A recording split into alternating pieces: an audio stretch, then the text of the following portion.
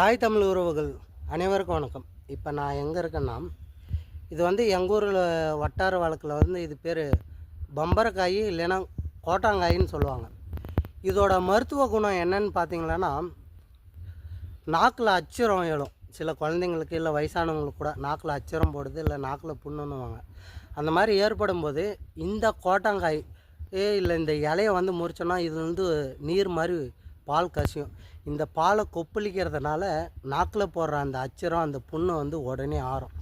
இப்போ வந்து இந்த மரம் வந்து முற்றிலுமாக எனக்கு தெரிஞ்சு ஒரு 91% வந்து அழிஞ்சிட்டு தான் போயிருக்கு. அது என்னடா 91ன்றீங்களா? நாம் 99ன்னு சொல்கிறோம்ல, அதுதான் தமிழில் நான் 91ன்னு சொல்கிறோம். ஏன்னா 9 10ன்றது வந்து 10 2 இலக்க எண் வரிசையில் வரும்.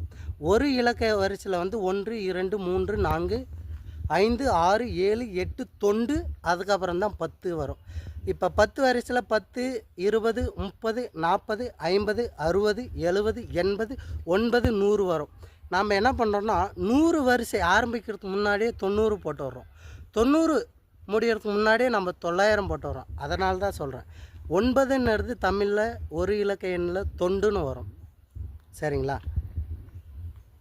இது கிராமத்தில் இருந்தால் அச்சரம், பல் அச்சரம், நாக்கு அச்சரம் போட்டாலே இல்லை புண்ணுக்கும் பயன்படுத்துங்க. நல்ல உடனே குணமாயிடும். உடல் அதிகமாக சூட்டு தணிக்கிறதுக்கும் இதோட பாலை வந்து பயன்படுத்தலாம்.